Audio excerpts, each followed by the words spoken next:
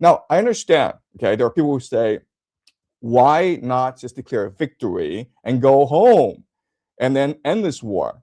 It's not as simple as that, okay? This when a war starts, war develops its own momentum. So let me play out for you using game theory. What would happen if Donald Trump were to say, you know what, we got the Ayatollah, we've destroyed their nuclear weapons program, we've destroyed their ballistics program, we've made the world safe for Israel. Let's just go home, guys. Goodbye. See you later. Okay. Here's what would happen. Okay. First thing that would happen is Iran would say to the GCC nations, "Hey, man, the Americans came and destroyed our nation. Most of our civilian military infrastructure is gone. We need reparations. You either pay us reparations or we'll come and invade you guys." Okay? And GCC nation is like, "But we didn't do anything." And the Iranians will be like, "Well, you know what? You've been hosting American bases for the longest time. Also, they use your airspace to attack us.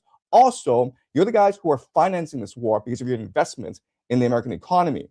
And so if the GCC nations refuse to pay reparations, then Iran would cause civil uprisings in these nations. Remember, these are unpopular, corrupt monarchies in the GCC. Iran has basically fallen, and everyone else could fall as well. UAE can be easily taken out. And so what these GCC nations would then say to Iran is, let's make a deal. And the deal is very simple. We have $4 trillion in our sovereign wealth funds. We're going to help you finance the rebuilding of your nation. And also, when our ships go through the Strait of Hormuz, we'll pay you a tax because now you are the defender of the Strait of Hormuz. Okay? So that's the GCC. Basically, the GCC, which was a linchpin of the American empire, now transfers over to Iran, and they become the client states of Iran. That's the first major consequence. The second major consequence is if you are Japan and South Korea, for the longest time, you've been buying US treasuries at an inflated price. You're basically paying a tax, a tribute to the American empire in order to ensure that the American empire defends you. Well, you just saw what happened in the Middle East. So you're like, why am I doing this? Why am I hosting these American bases when a war starts? These guys, these 50,000 or 100,000 American soldiers, will just fly home. So first of all, get out of here, guys. We don't watch anymore. Second of all, we're not going to buy U.S. treasuries because clearly the United States is not a reliable ally. Okay, so South Korea and Japan would remilitarize and basically become much more self-sufficient economies and stop buying U.S. treasuries. Then you would have Europe, which would then be like, why are we fighting this war in Ukraine again?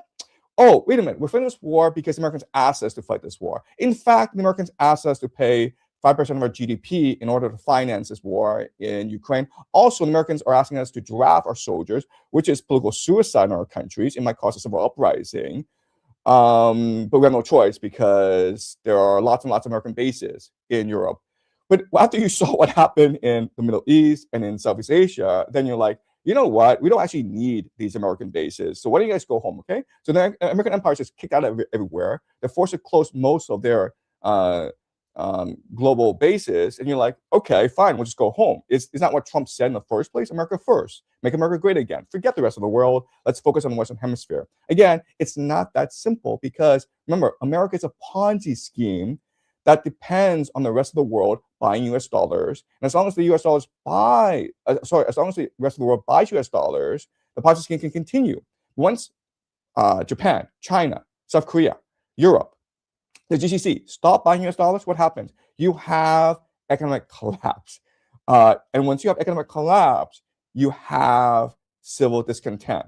We're talking about something much, much worse than the Great Depression. Take the Great Depression and magnify it by 100 times. You come close to the calamity that is ahead for America. And so it's very possible that if you were to retreat from the GCC, you would cause a chain of events that would lead to political revolution in America.